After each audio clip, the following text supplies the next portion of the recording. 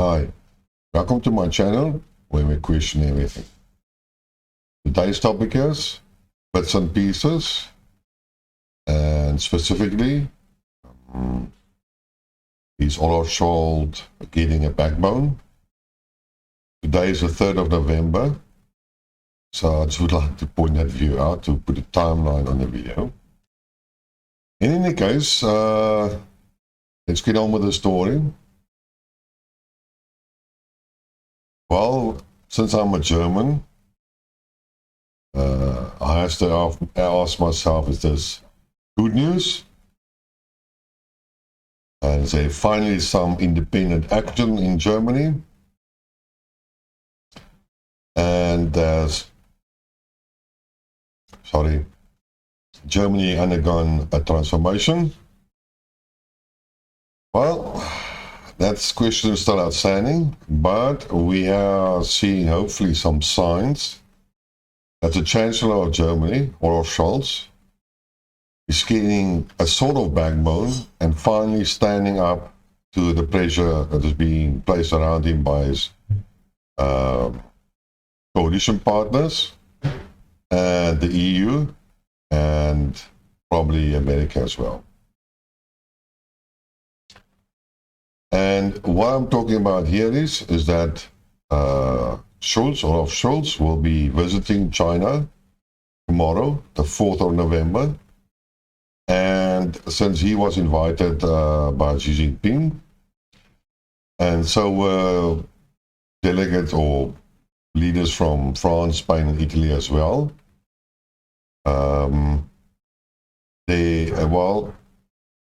basically Olaf Scholz is going to be the first European leader that will visit China after the COVID pandemic. And it will also be his first visit since he has been appointed as Chancellor of Germany. And based on his people that are going to accompany him on this trip, his business delegation.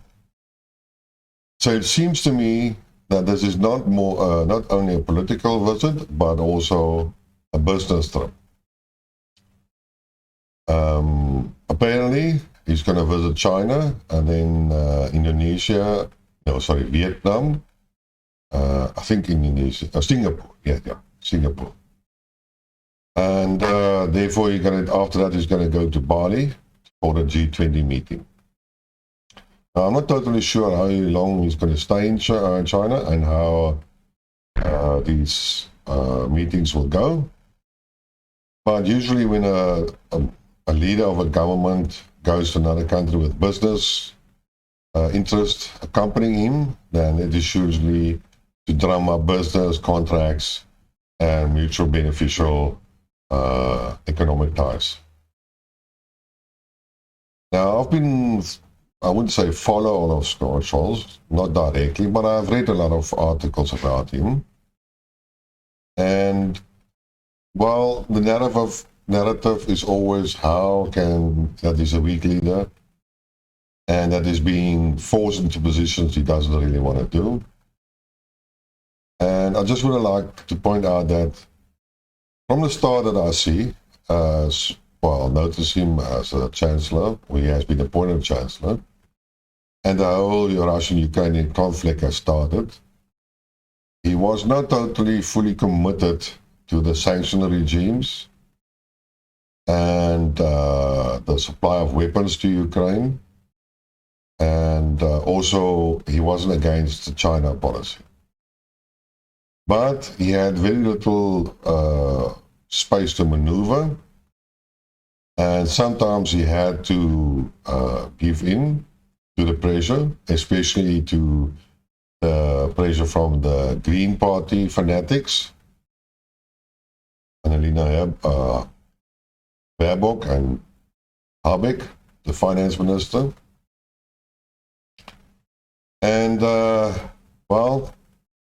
it seems to me slowly he has decided to straighten his back, get some backbone into his body, and I believe now he's going to force through some of his policies.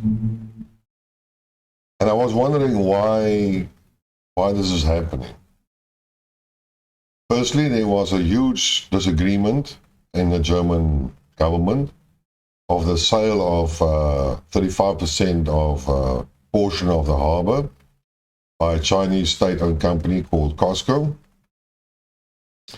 Well, 6 of his ministries advised against him, but still he went ahead and approved that sale to China. All right, they reduced the amount of investment from 35 to 24.9%. Let's call it 25%. Below the threshold, so that they cannot veto certain business decisions.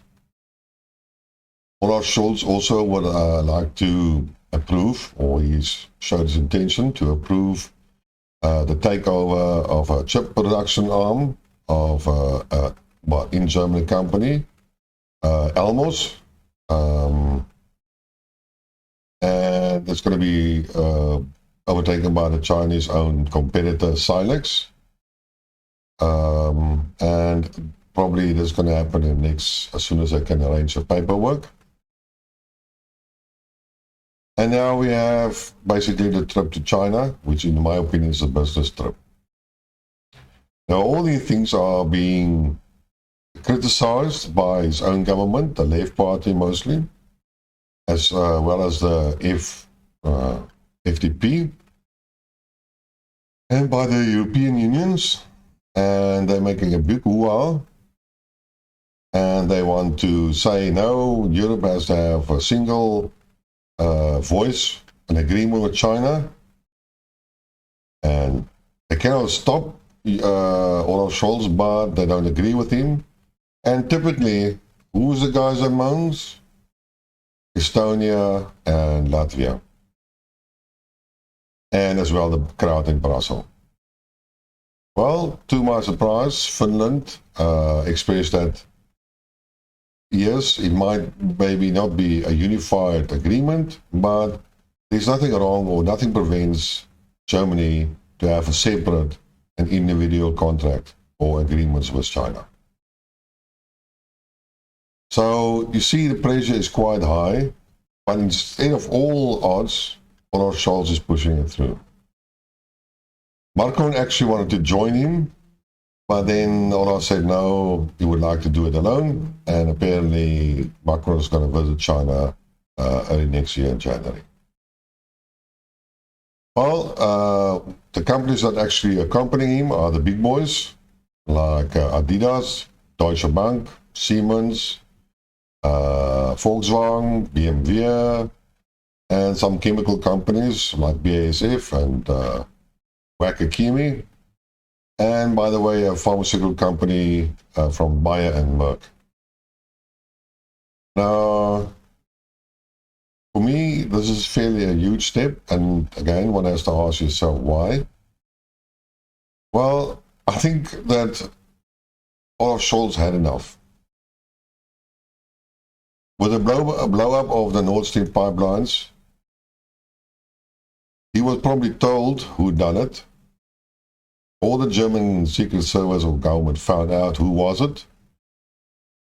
And then he probably got upset and then decided, well, if my friend stabbed me in the back, then all agreements are off. And I believe that's just why now he forced through the sale of the Port of Harbor, which is not really a big issue because COSCO does have some owns some or parts of certain infrastructure in Antwerpen, Rotterdam, Duisburg, and Athens. So it's not that the Chinese don't own other infrastructure assets from other European country, and now Germany can't do it. In any case, coming back to the original story, is that I think Olaf Scholz was not in agreement with the initial boycotts against Russia.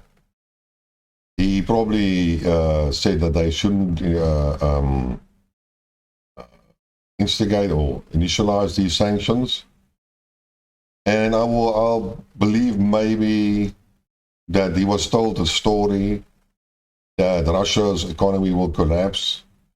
And if not, then America maybe will help them finance or support them financially or whatever promise was made. And I think then he reluctantly went ahead with the sanctions. The story about the gas issue, I think he couldn't argue against the Greens and the renewable energy crowd. So he sort of maybe accepted it, but there was a backdoor of the Nord Stream pipelines. And, well, I think he went ahead. If you look at the weapon supply to Ukraine, there were always some problems, always hiccups, and it always led to delays. So it looked to me from the start that Germany didn't really want to commit to any weapons. But they are forced now, and they are delivering 1 or 2 or 3 items at a time, very slowly. Well, not like the Americans or the British. And like I said, I think the turning point was the blow-up of the Nord Stream pipelines. So hopefully we will see some more developments. I don't see how Germany can separate themselves from China. Of course, a lot of German companies do have branches there and are doing manufacturing there. With the huge increases in energy prices, they need their branches in China and other parts of the world.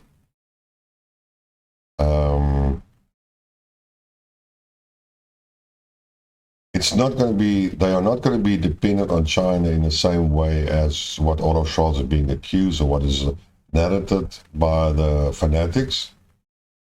The production facilities in China are not the same as the energy supplies from Russia. And by the way, what does it really mean? The European countries, European Union in any case, froze the assets of Russia and took away their money and so stuff. So I don't see what the big problem is. And there's another little bit of information that I actually should have told now. Should have told you at the start. No, it doesn't really matter. In any case, we all know about the energy crisis and the high energy costs and et cetera, in Europe. And everybody is talking about Germany. And then a couple of weeks back, Germany announced they're going to have a 200 billion finance package that they're going to use to basically cap the pricing of electricity and gas. And there was again a big hoo-ha made by the France and Brussels. How can Germany make these unilateral decisions? But Germany decided to go ahead. And if I remember correctly, that was after the blow-up of the Nord Stream pipeline. So if you, in any case, I would like to, unfortunately I've got to read this, because numbers and so on, not good. Well, Germany is about to introduce a price ceiling on electricity for both households and industrial consumers as part of its latest attempt to tackle the energy crisis. According to the report, power prices will be capped at 13 euro cents per kilowatt hour for industrial consumption, and then 40 euro cents for households. Now, just for the sakes, well, in South Africa, industrial use of electricity is usually charged at a higher rate than domestic rates. And in this case, it's quite funny to see that the industrial electricity rate in Germany is lower than households. And if I look at 40 cents Well, it's still a lot more expensive for households than here in South Africa. But then we don't have the same problems. We have other problems, which is like we have regularly called blackouts. And apparently the European Union is sending a delegation to South Africa to see how we have managed our blackouts so nicely. So I know totally what the Europeans are going to experience this winter. But in any case, coming back to the story, is that these electricity price caps will only start to be become effective in January. And also they have a draft regulation for the gas prices. And Germany's gas commissioner presented a final proposal to limit the cost to 12 euro cents per kilowatt hour for households use, and 7 euro cents per kilowatt hour of gas for industrial use. And if I remember correctly, part of this 200 billion that is earmarked for this is going to be additional tax put on energy or electric power supply companies that do not use gas as an input, which are here the bulk of the renewable energies and the coal mines and so on. Again, like I said, it hasn't been welcomed by the EU. And if you think about all the complaints about Germany's energy cap, Germany's visit to China, the insistence of the other members of the EU that it should be a unified policy, and these enforcements usually are motivated by the smaller East Bloc countries, then I have to ask myself, does any country in the EU still have any sovereignty left? Because it seems to me that the important decisions they cannot make themselves. Well, Germany is one of the bigger players, so they have some power and they will do as they please. Greece wanted to do something else, but they couldn't because they are much smaller and weaker. So we will see how the political landscape will pan out in Europe and how different countries will now make adjustments to address the crisis. But at least I hear that Olaf Scholz is not towing the line anymore as he did. Yes, he will still be influenced. Yes, he will still be pressured. Yes, he will do some things against his own will, but that is what politics are about. But at least I see some signs of maybe a piece of a backbone. Maybe not the whole backbone, maybe a piece. In any case, that's my story for today. Please subscribe to the channel, spread the word, tell your friends, and let's see what develops in the future. Until next time, cheers.